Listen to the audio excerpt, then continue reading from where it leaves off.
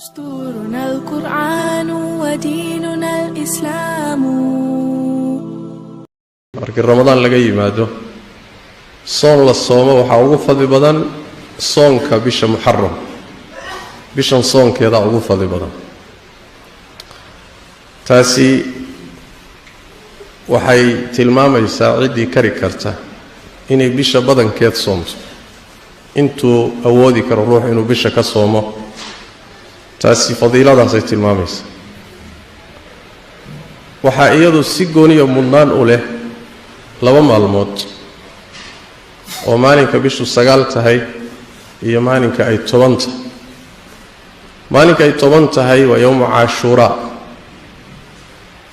nabigeena ka hor salawaatu rabbi wasalaamu alayhi intaan la soo saarin jahiliyadii carabtu way soomi jireen nabiguna sallallahu alayhi wasallam magaalada madiina markuu yimid isagoo soo hijrooday wuxuu u yimid qoysaskii yahuudda ee magaalada madiina deganaa oo soomaya maalinkaas markaasuu weydiiyey maxaad u soomaysaan waxay yidhaahdeen waa maalinkii ilaahay nebi muuse badbaadiyey fircawnna halaagay saas daraaddeed baan u soomaynaa nebigu wuxuu yidhi sallallahu alayhi wasallam nebi muuse annagaa idinka xigna annagana idinka xaq leh waa soomay nebigu soonkeedana waa amray ummadda isaguna waa soomay ummaddiisana waa amray nebigu sallallahu alayhi wasallam maalinkaa in la soomo intaan ramadaanka la waajibinin maalinkaas soonkeedu waajib u ahaa yawm ashura soonkeedu waajib u ahaa waxaa dhacday maalin maalmaha ka mid ah markuu waagu bariyay kadib inuu nebigu sallallahu alayhi wasallam ogeysiis bixiyey oo uu yidhi ninkii aan wax cuninow maanta soon waa cashuure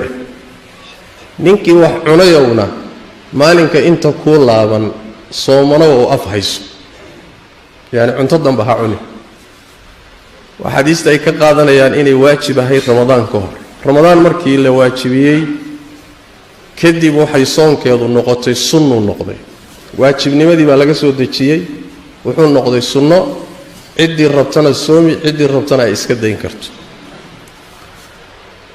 waxaa nabigeena sallallahu alayhi wasallam ka sugan marka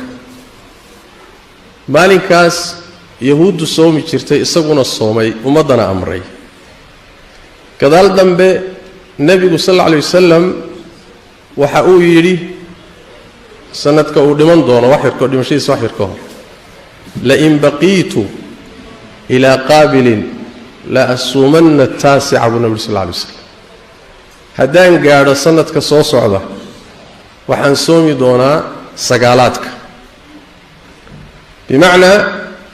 maalinkii tobnaad oo dhaqan yahuudda iyo iyagu lagu arkay oo nabiguna waxay ahaan ugu yimid oo sidaa uu ku waafaqay ah yaa waxaa gadaal ka yimid dhaqankii yahuudda iyo khilaafa iyo nasaarada nabigu sallallahu alayhi wasallam marka wuxuu yidhi haddaan noolaado sanadka soo socdoon gaadho sagaalaadkaan soomi doonaa culimmadu waxay ka fahmeen tobnaadkii meesha lagama saarine sagaalaadka iyo tobnaadka la isla soomaya oo cashuuraana waa la soomi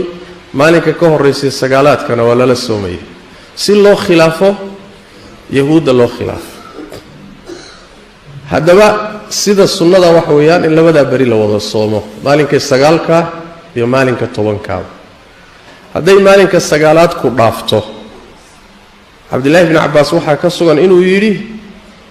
maalinka 10aad iyo maalinka ka dambeeya soon bimacnaa si aad weli u khilaafto macnaha haddaad 9aadka ka gaadhi weydo oo 10aadka soonto 11aadkana ku dar marka sunnadu waa sidaas